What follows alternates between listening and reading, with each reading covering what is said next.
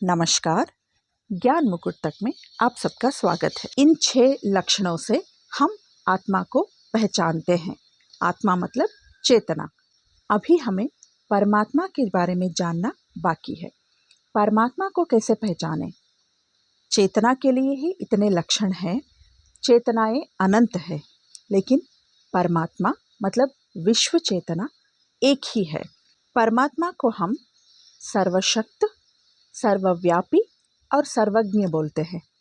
मतलब omni present, omnipotent और ओमनीशिएंट बोलते हैं। मतलब भगवान हर जगह होता है। सर्वव्यापी मतलब हर जगह फैलना। ऐसा कोई जगह नहीं है, ऐसा कोई कण ही नहीं है जिसमें भगवान नहीं है। हम सब जानते हैं, हम सब बोलते भी हैं कि कण कण में भगवान है, फिर भी भगवान को इधर उधर ढूंढते रहते हैं।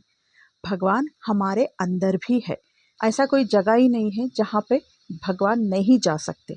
वो हर जगह ऑलरेडी व्यापक हो चुके हैं, इसीलिए उनके लिए जाने के लिए कोई जगह नहीं होती है।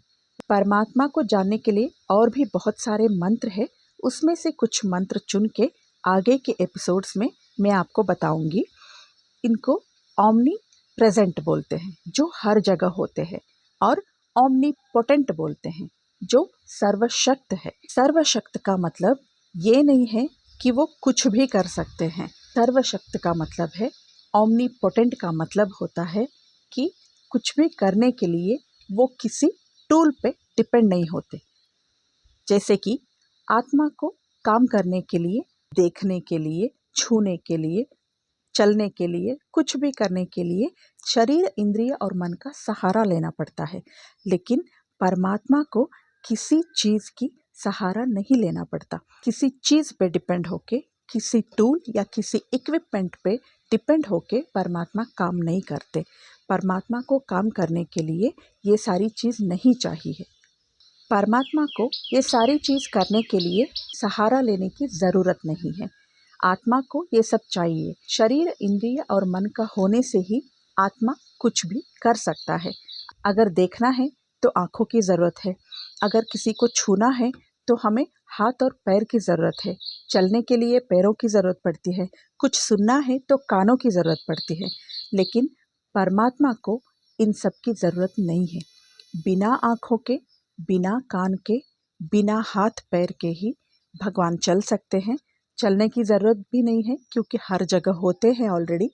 और उनको सुनने के लिए, देखने के लिए आँखों की या कानों की ज़रूरत नहीं है। बिना इन सब इंद्रियों के, बिना इस शरीर के, बिना इन सारे टूल्स के परमात्मा काम कर सकते हैं। इस अर्थ में परमात्मा को सर्वशक्त बोलते हैं। ऐसा नहीं कि जो चाहे कर सकते हैं और सब कुछ कर सकते हैं। ऐसा होता तो दुनिया में जितना भी कुछ भी चल रहा है, उसको अगर परमात्मा चाहते तो रोक देते। इसीलिए भगवान को हम इस दृष्टि से देखें, ऐसे पहचाने। भगवान हमारे अंदर भी है, हर एक कण में होता है। इसीलिए उनको कहीं जाने की, किसी को देखने की और किसी को सुनने की ज़रूरत नहीं है। वो बिना इन सब के ही हर जगह प्रेजेंट होने की वजह से सब कुछ सुनते रहते हैं। ये भगवान को पहचानने का तरीका है। अभी आत्मा को ही कोई लिंग भेद नहीं है, आत्मा को ही कोई लिंग होता नहीं है, तो परमात्मा को कहाँ से लिंग आएगा? परमात्मा तो आत्मा से कहीं बढ़कर है। हम पुराणों में, कथाओं में कहीं देवी देवताओं के बारे में बात करते हैं। भगवान को कोई लिंग नहीं है, भगवान एक ही है। और भगवान का कोई शरीर, इंद्रिय, मन ऐसा टूल कुछ भी नहीं होता है। भगवान हर जगह होते हैं। भगवान को हम हमेशा ऊपर वाला बोलते हैं।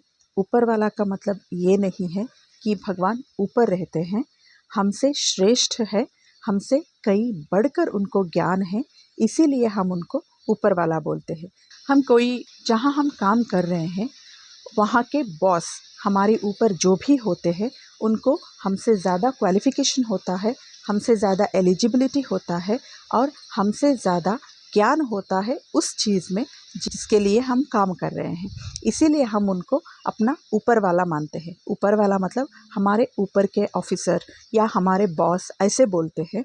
उनको भी हम ऊपर वाले बोलते हैं ऊपर से आया है, ऊपर से निर्देश आया है, ऊपर से आज्ञा आया है, आदेश आया है, ऐसे ही बात करते हैं क्योंकि वो हमसे कुछ चीज़ों में ज़्यादा क्वालिफाइड है। यही होता है आत्मा से परमात्मा, बहुत उच्च कोटि के ज्ञान उनको होता है। आत्मा से परमात्मा बहुत श्रेष्ठ है, बहुत ही ग्रेट होता है, इसीलिए हम उनको ऊपर वाला बोलते हैं, ना कि वो ऊपर रहते हैं इसलिए। जबकि भगवान हर जगह मौजूद होते हैं। अभी अभी जैसे मैंने बोला, कण में भी भगवान होते हैं। हम विष्णु बोलते हैं। विष्णु का मूल धातु है विशिल्र व्याप्तो, मतलब पूरे विश्व में जो व्यापक है, पूरे विश्व में जो फैल चुके हैं, उसको हम विष्णु बोलते हैं। वेद भाषा में विष्णु का मतलब होता है विशिल्र व्याप्तो, मतलब पूरे विश्व में, पूरे ब्रह्मांड में व्यापित है। हम शिव बोलते हैं, उसका भी धातु शिव कल्याणे होता है, जिसका मतलब है जो हर किसी के लिए कल्याणकारी है, जो हर किसी के लिए अच्छा करता है, सबका कल्याण करता है, उस सर्वशक्त को ही हम शिव बोलते हैं। विष्णु बोलो, शिव बोलो, ब्रह्मा बोलो, सारे एक ही सर्वशक्त, एक ही शक्ति का, विश्व चेतन शक्ति का नाम है। अलग अलग नाम से हम जानते हैं और नाम का मतलब भी वही होता है। इसका मतलब ये नहीं कि ये अलग अलग अवतार है, अलग अलग रूप है भगवान के। भगवान को हम अपने अंदर भी देख सकते हैं। इसके बारे में बहुत सारे मंत्र हैं चारों वेदों में। उन वेद मंत्र के साथ अगले भाग में मैं और भी बहुत कुछ जानकारी के साथ फिर मिलूँगी। तब तक के लिए आज्ञा दीजिए। नमस्कार।